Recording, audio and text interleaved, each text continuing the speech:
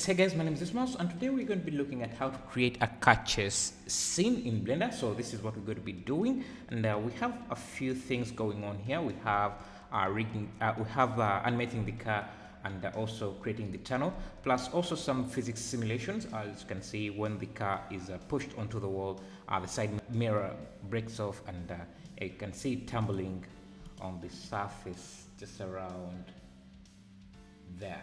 I'll also show you how to do that. And also how to create the tunnel. As you can see, this is the more complicated part about this tunnel was this area here. So the most complicated part was creating this area here.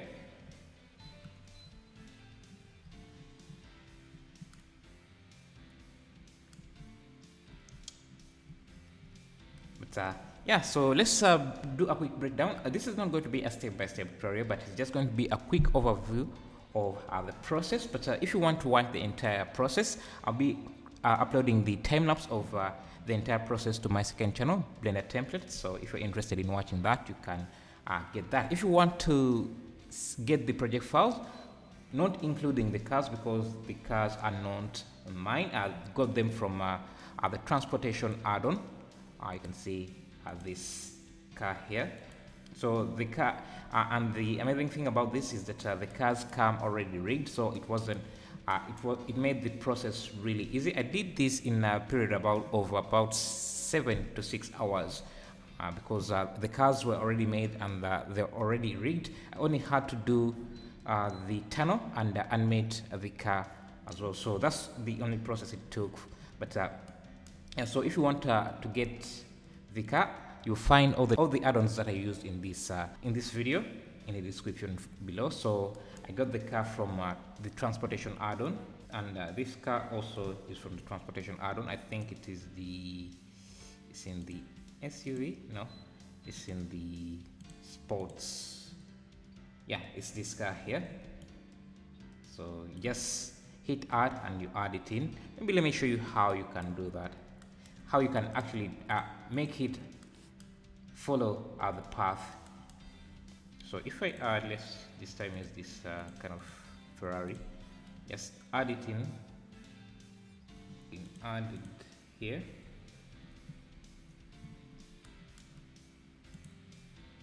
See how easily it fits into the scene. All the materials are set, everything is set.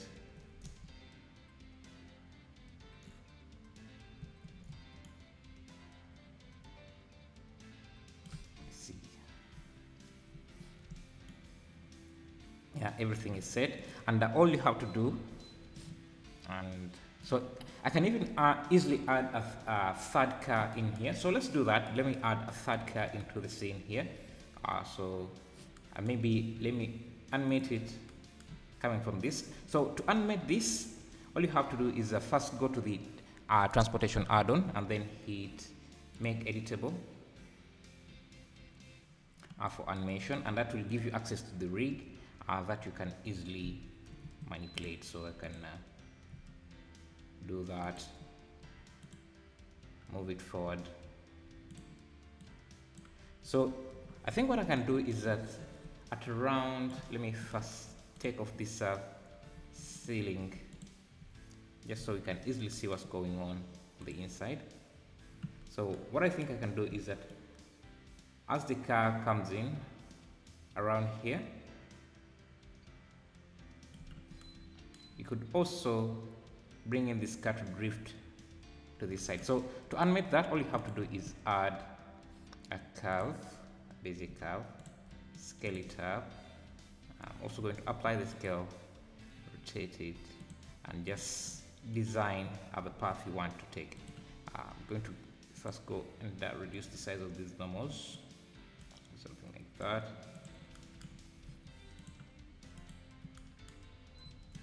Then the car can follow that path. So let's see.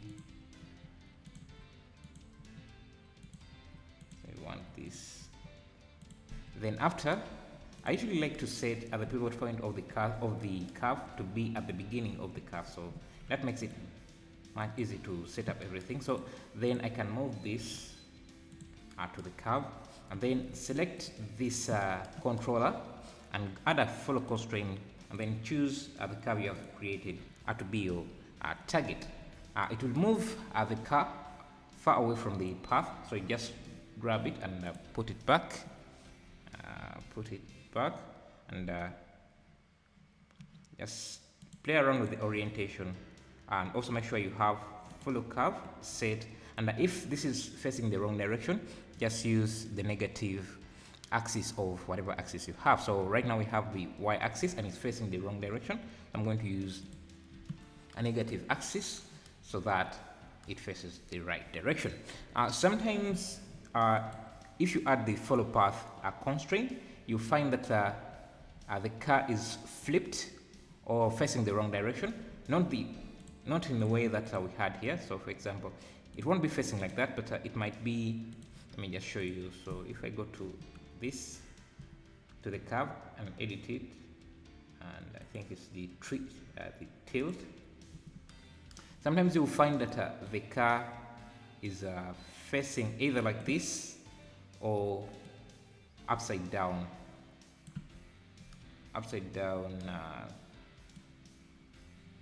like that. When you add the constraint, all you have to do is do exactly what I've done here, is just go to the curve, select all the control points, and select this tilt option and rotate it. When you get this panel, type in either 90 degrees or whatever angle that will change this to the right direction, face the right direction. So I'm going to do anything because mine was facing the right direction. Now you can select the path, sorry, the curve. You can select the control object and then turn on animate curve, and that should animate our curve. You can see how that looks. Very, very easy. Now, but I want this to slide in just around here. I think I want this to slide in at around here between these. Let me also just hide these walls so that it's easy for us to see what's going on. Now, if we play back, you can see our car starts to drive a bit early than what I want. So I want it to start driving just around here, so that it can bypass those two. So now what we can do is to make sure that the car starts at around here, all you have to do is go to the controller, then back to the constraint, and have this offset value. It will offset when the car starts. So right now it starts at 0, 0, but if we offset the value and start it at around, let's say 20 to 20, it means that it will start at that frame instead of starting at 0. And see, right now it's paused, and then it starts to move right around there, which is nice. Actually, I'm going to animate it so that it's just going, so because it makes more sense if it's just going this side. I think my curve has a tilt. So to make the curve, for example, let me bring back everything here.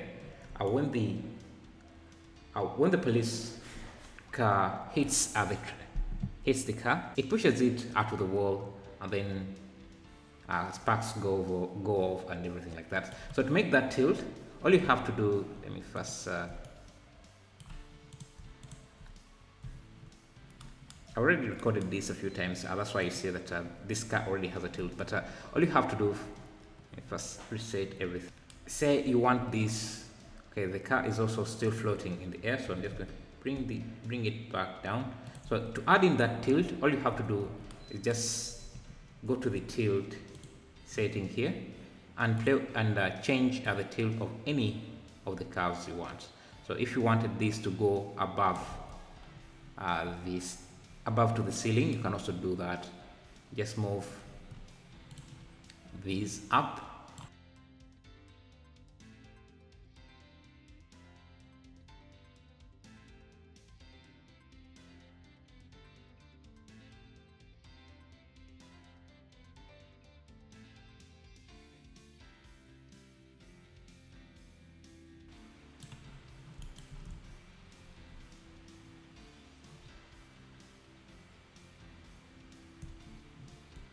So you have to do a lot of tweaking with this to get it to look right.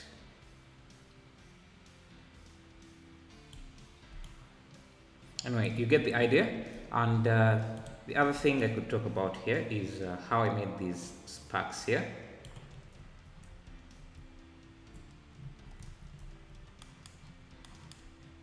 So let's get that.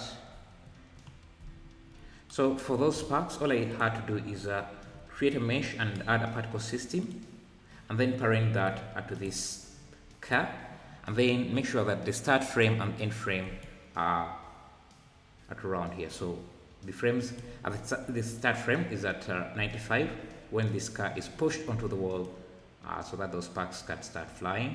Then the end frame is at around 109 when the car is no longer against the wall. Then for the side mirror falling off, all I had to do is use some physics constraint. Let me get that. I ended up baking the physics simulation into keyframes, but basically what I did is had the car set as a rigid body type passive and animated as well, so that it can still have the animation while participating in the physics simulation. And then the side mirror, which is a separate up mesh from the other car, from the main car. I give that because I baked the physics. It's no longer physics. It's no longer rigid body system. But what I did was give it a rigid body system type active, and that's all other settings I needed, except for the shape here. I changed it to cylinder because it rolled off the ground much better than what I had with the convex hull. I also had this empty with a rigid body constraint of type fixed, which welded this side mirror to the car, and just to do that, you just in the constraint settings, you just select the body of the car, and then the side mirror like that, and you animate this breakable threshold, and basically what that does is that the side mirror will stay attached to the car until this threshold is reached. So and you can see I think it's already working here. So let me just disable these keyframes by turning them off there. So let's see if it's working here. So you see, so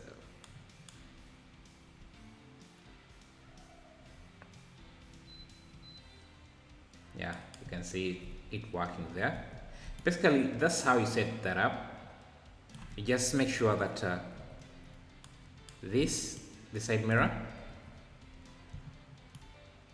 is fixed with a fixed constraint to the body of the car, and then you use this you animate this threshold to be 100 where you want the side mirror to be attached, and then the next frame where you want the side mirror to be breaked off, you can set it to 00. So that's it. Again, if you want to watch how I created the entire sequence from start to finish, I'll be uploading the time lapse over to my second channel, Blender Templates. And if you want to get the project files without the cars, because those are not my cars, they are from the transportation add-on, which you can get in the description, and any other add-ons that I usually use you will find in the description.